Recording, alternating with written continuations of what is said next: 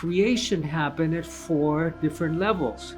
We know that the soul informs the mind, that informs the body. You can come up with a sacred map for your life that does not include heart disease, that includes healthy eating and exercise and healthy living and forgiveness. We're not limited to our existence here in time, and I invite you to do so today. Don't wait until the very last day of your life.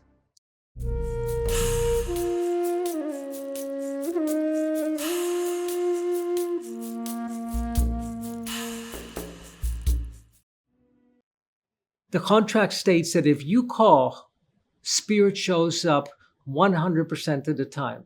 That you can call on eagle, and eagle will show up 100% of the time, or on serpent, or on jaguar, or on hummingbird, or on the creator.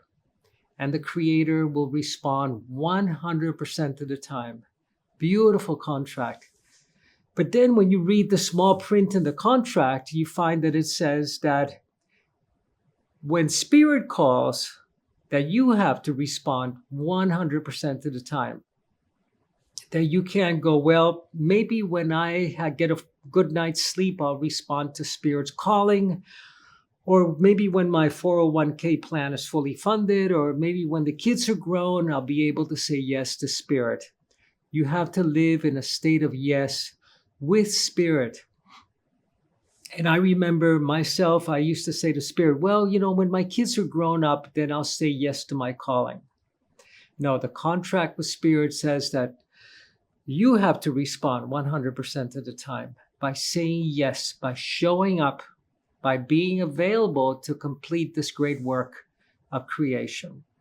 And you completed that great work of creation by understanding that creation happened at 4 different levels. That were also associated with these 4 great power animals.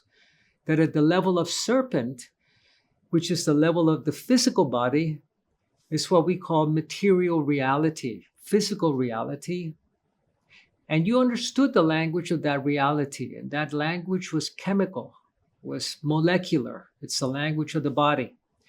But that each of these 4 levels were enfolded one into the other, like these Russian nesting dolls that go one inside the other. And enveloping and informing the level of the body was the level of the mind, was the level of jaguar. And the mind organizes the body, it creates health or creates disease. So that your belief structures and your notions of reality will literally organize physical reality for you. Now, enveloping and informing the mind and the body was the level of the soul, what we would call the soul.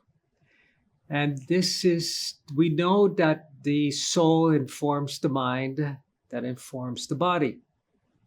Now, the language of the body was molecular. The language of the mind were words.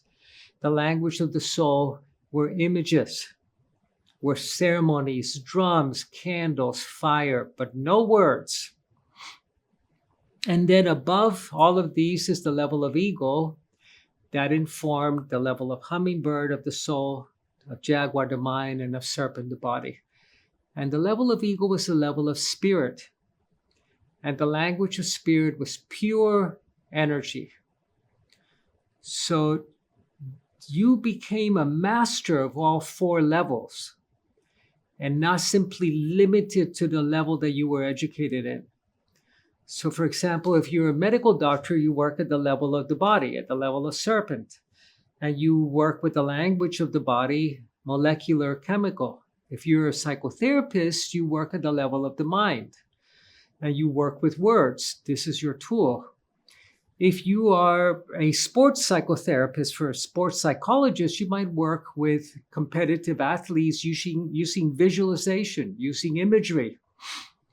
So we know that imagery can organize a perfect run down a ski slope that you can rehearse in your imagination, and that will inform your mind and it will inform your body.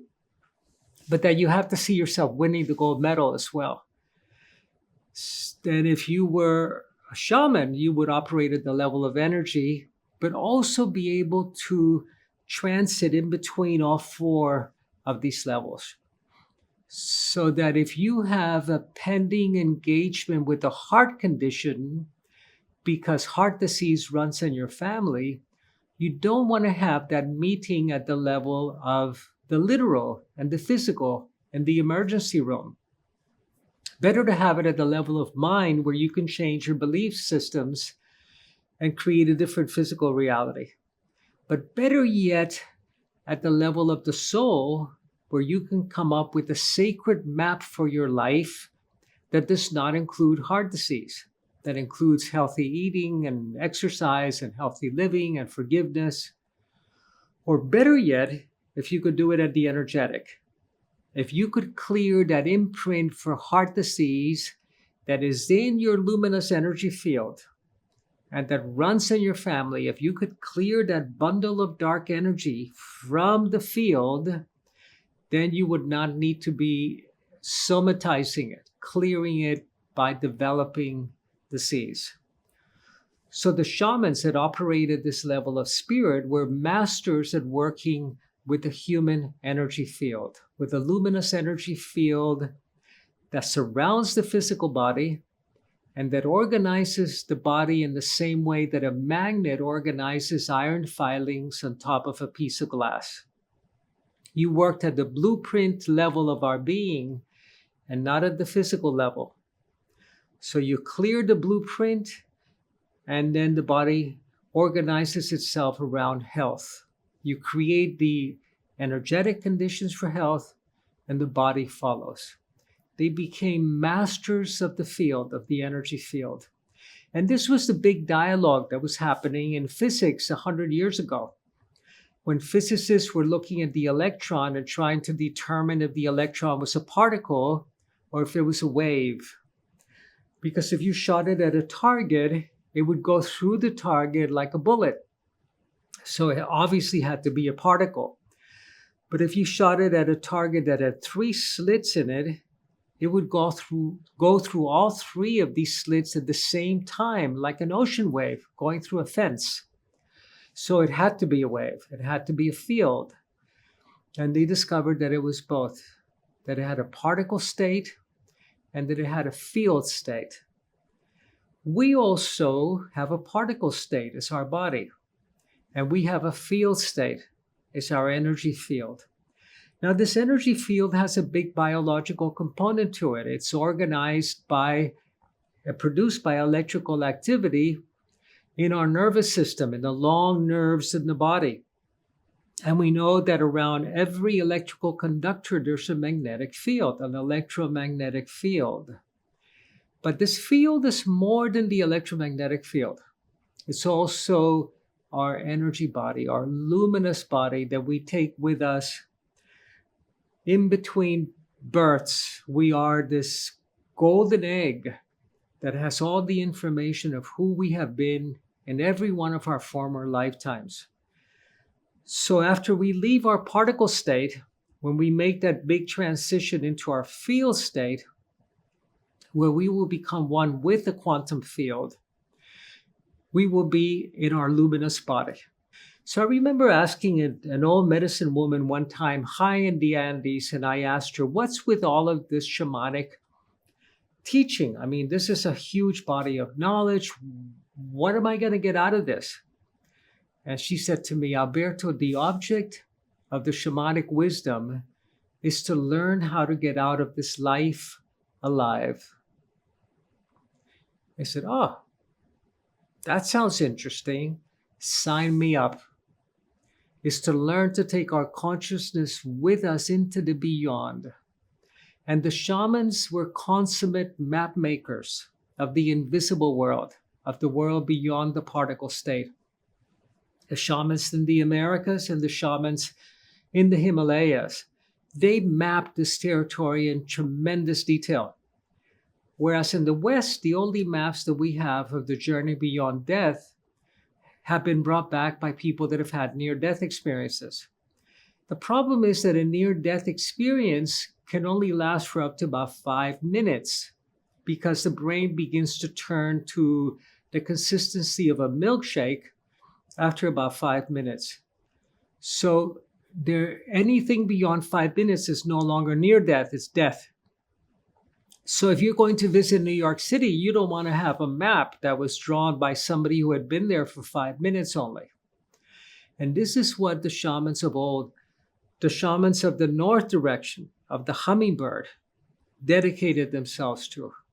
They were the cartographers of the soul, of the journey beyond the beyond. And they brought maps back that we could follow in our journey to infinity. So when the Buddha was dying, when Sakyamuni Buddha was dying, and he had his followers all gathered around him, he left them a mantra. And this is a very famous mantra that Buddhists around the world will chant. And it's the Gate mantra.